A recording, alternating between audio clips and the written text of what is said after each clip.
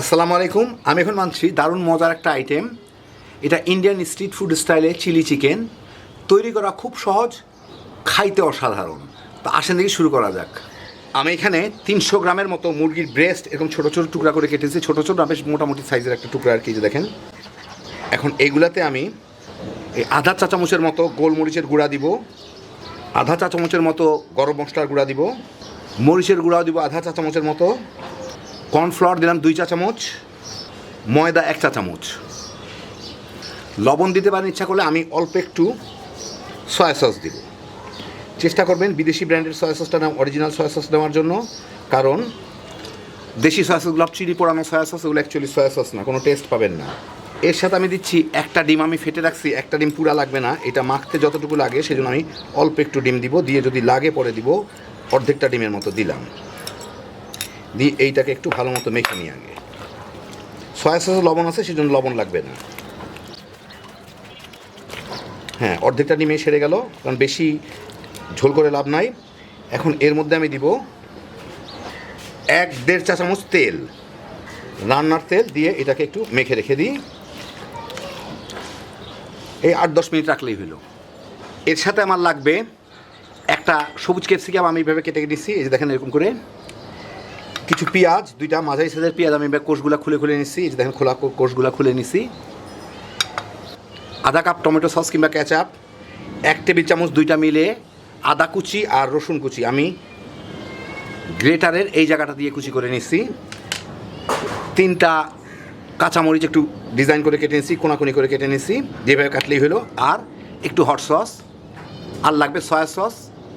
আর এখানে 1 টেবিল চামচ কর্নফ্লাওয়ার আছে, এর সাথে আমি সামান্য পানি দিয়ে গুলে রাখবো। এটা পুরাও নাও লাগতে পারে আমার গ্রেভিটা ঘন করার জন্য। আর লাগবে 2 টেবিল চামচ ভিনেগার। আমি এখন চুলায় কিছু তেল গরম করে মিডিয়াম আর হাইয়ের মাঝামাঝি আমি মুরগির পিসগুলোকে দিয়ে ভেজে নিব। আমি কাঁটা চামচ দিয়ে ধরতেছি, কারণ উপরে খুব পাতলা একটা লেয়ার লাগানো আছে তো ময়দার, এটা যাতে উঠে না যায়। হাতে ভেজে অনেক সময় উঠে চলে আসে, সেই জন্য একটু চামচ দিয়ে কাঁটা চামচ দিয়ে ছাড়তেছি।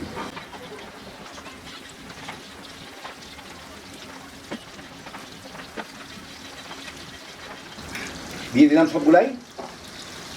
মিনিট 2 পরেই আমি একটু খোঁচা দিয়ে নিচ থেকে ছাড়াই দিব, যাতে নিচে লেগে পুড়ে না যায়।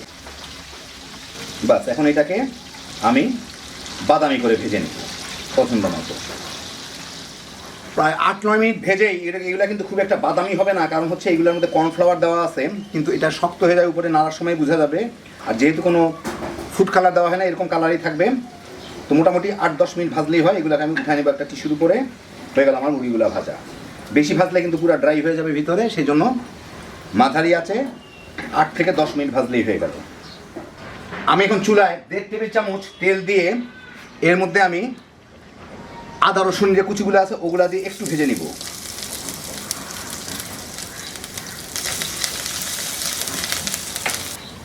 আমি কিন্তু হাই হিটে রান্না করতেছি, এই ধরনের রান্না সবসময় হাই হিটে হয়। এই আধা মিনিটের মধ্যে আদা রসুনগুলো একটু বাদামি হওয়া শুরু করলে আমি কাঁচামরিচগুলো দিয়ে সাথে আরও আধা মিনিটের মতো ভেজে নিব। আধা মিনিট কি তারও কম সময়, কারণ হাই হিটে খুব দ্রুত এগুলো কিন্তু কালো হইতে থাকবে। যে দেখেন কালো হইতে থাকছে, শুরু হয়েছে বাদামি হইতে। আমি কয়েক সেকেন্ড নাড়াচাড়া করে নিই, তাইলেই হবে। এখন আমি এর মধ্যে কয়েক সেকেন্ড নাড়াচাড়া করে এর মধ্যে আমি টমেটো কেচাপগুলো দিয়ে দিই।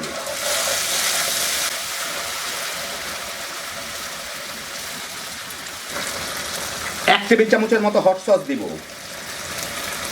ঝালটা যার যার পছন্দ মতো বুঝে দিয়ে 1 টেবিল চামচের মতো ভিনেগার দিব। 1 টেবিল চামচ আমি 2 চা চামচের মতো দিলাম, এর টেস্টটাও নিজেরা দেখে নিয়ে। সয়া সস দিব 2 চা চামচের মতো। এখন এটাকে একটু ভুনে নেব, খুব বেশি না, মিনিট খানেক ভুনে একটু খেয়ে দেখে নেবেন টেস্টটা ঠিক আছে নাকি, মানে মিষ্টি লবণ এগুলো ঠিক আছে নাকি, কারণ সসগুলো তো মিষ্টি ছিল। আমি এখন এর মধ্যে ক্যাপসিকামগুলা আর এই পেঁয়াজগুলা দিয়ে দিব। দিয়ে এটা একটু নাড়াচাড়া করে নেব। খুব বেশি সময় না, খুব অল্প সময়, 1 মিনিটেরও কম সময়। ক্যাপসিকাম পেঁয়াজ এগুলো বেশি, পেঁয়াজটা ক্যাপসিকাম বিশেষ করে একটু বেশি সিদ্ধ হলে কিন্তু এটা কালার বদলা যাবে, টেস্টটাও খারাপ হয়ে যাবে। জাস্ট 1 মিনিটের মতো নাড়াচাড়া করে নিব এর সাথে। আর এর ফলে এই গ্রেভিটা এর সাথে মিশে গেলে আমি বুঝতে পারবো যে আমার কতটুকু ঝোল লাগবে। প্রথম বেশি দেখা গেলেও দেখেন এখন মিশে গেছে, এখন খুব একটা দেখা যাচ্ছে না।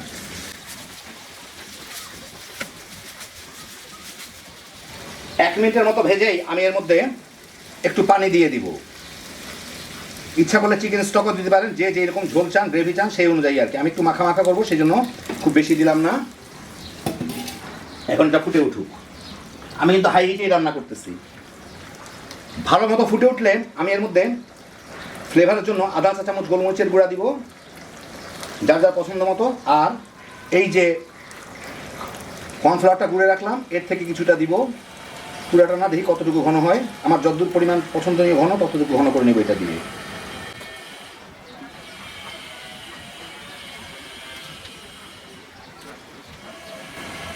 হ্যাঁ, যথেষ্ট হয়ে গেছে। এই ঘনই আমার দরকার, এর থেকে বেশি ঘন যার যার পছন্দ মতো করবেন। এখন আমি এই ভাজা চিকেনগুলো এর মধ্যে দিয়ে দিব, দিয়ে এর সাথে আমি মিলাই নেব। এটার জাল দেওয়ার কিছু নাই, যদিও জালটা আমার জ্বলতেছে। মিলানো শেষ হইলেই আমার রান্নাটা শেষ। ভালো মতো মিলে গেল। আমি চুলাটা বন্ধ করি, গরমা গরম আপনাদের পরিবেশন করে দেখাই। ক্যাপসিকামটা কিন্তু কিছুক্ষণ গরম থাকলেই এটা কালার বদলায় যাবে, ডিসকালার হয়ে যাবে, টেস্টও খারাপ হয়ে যাবে। এই দেখেন হয়ে গেল আমার দারুণ মজার Indian street food style chilli chicken. যারা এই ধরনের খাবার পছন্দ করেন ঝটপট বানায় ফেলতে পারেন। এটা যেমন ফ্রাইড রাইসের সাথে খাওয়া যায়, ভাতের সাথেও খাওয়া যায়, এমনকি এমনিও খাওয়া যায়। আমি যেভাবে একটু শুকনো শুকনো বানাইলাম, এভাবে বানাইলে কোনো কিছু ছাড়াই তামা তামা করে খায় ফেলাইতে পারবেন। হ্যাঁ, বিজনেসের একটা আইটেম, বাচ্চা বড় সবাই পছন্দ করবেন। আল্লাহ আপনাদের সবাইকে ভালো রাখুন, সুস্থ রাখুন, নিরাপদে রাখুন। ইনশাআল্লাহ বেঁচে থাকলে আবার দেখা হবে। আল্লাহ হাফেজ।